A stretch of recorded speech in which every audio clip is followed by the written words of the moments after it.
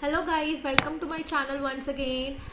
पिछली बार हम लोगों ने बात किया था चैप्टर 5 में नेशनल इनकम के बारे में। आई होप वो सबको समझ में आ गया होगा कि नेशनल इनकम क्या होता है। डोमेस्टिक इनकम के बारे में आज हम लोग बात करेंगे। बट नेशनल इनकम में हम लोगों ने दो टर्म्स पढ़ी थी, factor income, okay. The second one is the normal resident of a country. ठीक है, आज हम लोग डोमेस्टिक इनकम के बारे में जानेंगे, जहाँ पे हम लोग नॉन रेजिडेंट ऑफ कंट्री के बारे में जानेंगे। ठीक है, अगर आपको ये इजीली समझ में आ गया था तो ये उससे भी ज़्यादा इजी होगा समझने के लिए। इसको समझने के लिए be with me till the end of this lecture. I hope आपको ये सब समझ में आ जाए और आपके लिए ईजी हो जाए पढ़ना। Let's start with the video. सबसे पहला है what is a domestic income. Domestic अगर हम लोग बोलें, हम लोग ये बात करते हैं कि आपकी मम्मा क्या करते हैं। She is a domestic worker, मतलब वो आपके घर में काम करती हैं। डोमेस्टिक मतलब आपका घर। डोमेस्टिक इनकम के बारे में बात करेंगे अगर किसी कंट्री की, तो वहाँ की डोमेस्टिक इनकम क्या हुई, उनकी बाउंड्री के अंदर जो भी प्रोड्यूस हो रहा है, चाहे वो बाहर का इंसान आके प्रोड्यूस कर रहा है, चाहे वो इंडिया का प्रोड्यूस कर रहा है, उसको डोमेस्टिक इनकम बोलेंगे। एक बार मैं इसको फिर से समझा देती हूँ। पहले हम लोग एक बार डेफिनेशन पढ़ लेते हैं, उसके बाद नेक्स्ट स्लाइड पे, ब्लैंक स्लाइड पे मैं आपको बताऊंगी कि मेरा बोलने का मकसद क्या था यहाँ पे।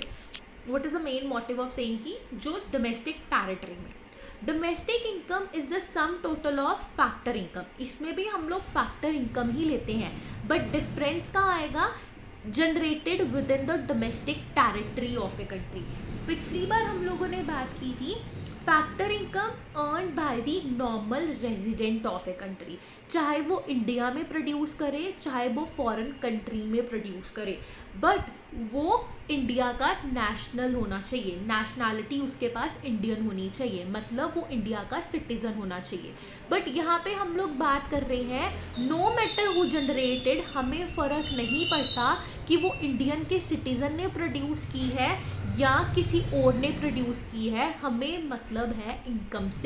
चाहे इंडिया में आके कोई भी प्रोड्यूस करे, नॉर्मल रेजिडेंट प्रोड्यूस करे या आउटसाइड वाला प्रोड्यूस करे। एक बार मैं फिर से इसको समझाती हूँ यहाँ पे।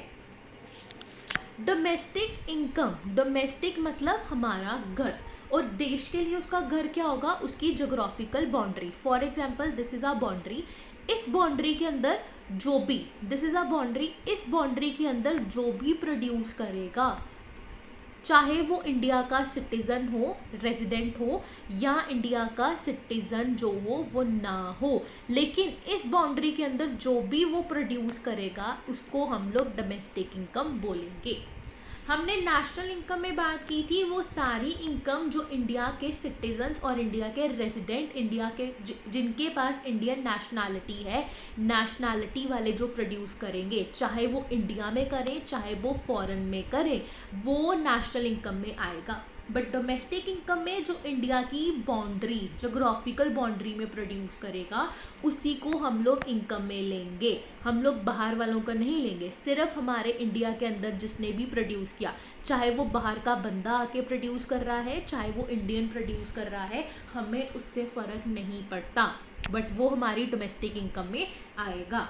ठीक है, आई होप आपको समझ में आ गया होगा। नहीं आया तो इसको वापस रिवाइंड करके फिर से एक बार देखो, it's easy for you to understand what is a domestic income. Next slide है डोमेस्टिक टेरिटरी।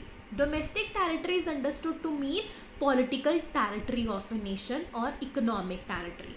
मतलब ये मैंने टेरिटरी बनाई थी, इस टेरिटरी के अंदर मैंने बोला जो भी प्रोड्यूस करेगा। अब इसको पॉलिटिकल टेरिटरी क्यों बोला गया है, बिकॉज ये जो टेरिटरी है इसको कौन एडमिनिस्टर्ड, कौन मेंटेन करता है, कौन कंट्रोल करता है, इट्स द गवर्नमेंट। इसलिए हम लोगों ने यहाँ पे वर्ड पॉलिटिकल टेरिटरी यूज़ किया है। इसको हम लोग इकोनॉमिक टेरिटरी भी बोल सकते हैं। It is the geographical territory administered by the government with in person, जिसके अंदर person, goods and capital circulate easily हो सके। ये इंडिया है, इंडिया के अंदर हम लोग कहीं पे भी कुछ भी ला जा सकते हैं, हमें वीज़ा की रिक्वायरमेंट है नहीं है, कोई रिस्ट्रिक्शन है नहीं है, हम लोग एक जगह से किसी और जगह में जा सकते हैं, हमें कोई रोक नहीं सकता। And it's a fundamental right to we can move in any part of the country. But कुछ रिस्ट्रिक्टेड एरिया है जहाँ पे मूवमेंट रिस्ट्रिक्टेड होती है, हम लोगों को परमिट लेना होता है, अदरवाइज हम लोग इंडिया के किसी भी कोने में आ जा सकते हैं। इसलिए हम लोगों ने यहाँ पे वर्ड यूज़ किया है where we can move easily, circulate freely. Okay, यहाँ से आपको ये भी समझ आ गया होगा, ठीक है, कि डोमेस्टिक टेरिटरी क्या होती है। Domestic territory is the territory that is administered by the government.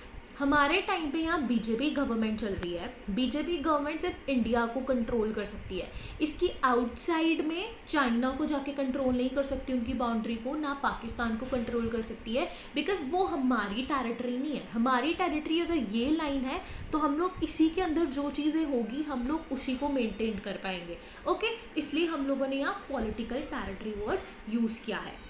अब सेकेंड है there is a note and which is very very important.